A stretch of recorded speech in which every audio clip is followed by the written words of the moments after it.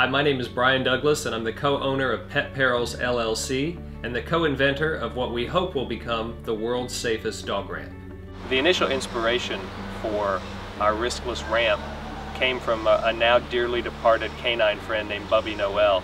He was both elderly and infirm, and he actually had the misfortune of falling off of a human-sized wheelchair ramp and sustained some internal injuries.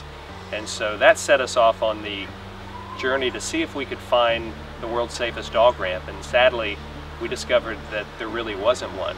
The issue with traditional pet ramps is that they have open sides and unprotected edges.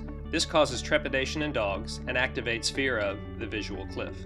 The visual cliff is a very real fear of falling, of perceived drops, and all species have it, humans and pretty much every animal, and it's especially acute in dogs. While some dogs can be trained out of that, others can't, and it just seems like it's an unnecessary amount of stress and fear to put a dog through that, when the reality is the visual cliff is a hardwired fear. It's just natural. In fact, it's abnormal for an animal to not have some trepidation when they approach an edge. Traditional ramps don't prevent dogs from either falling off if they have vision or mobility issues, or jumping off.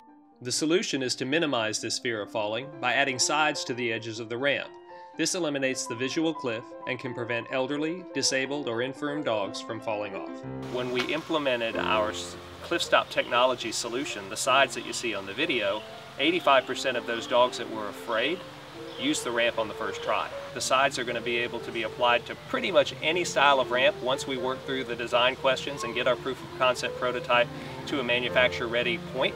We've been fortunate enough to connect with one of the largest ramp manufacturers in the country, and they're willing to work with us once we have our design in place. We've just got a good bit more testing and design to get ourselves to a point where we can then go into production. We need your help to fund the design work to take our proof of concept prototype to the manufacturer-ready stage. We're also going to need your help funding the inevitable office actions that go along with our currently pending patent application. And finally, whatever is left is going to go towards our initial production order, because we're going to require little, if any, tooling.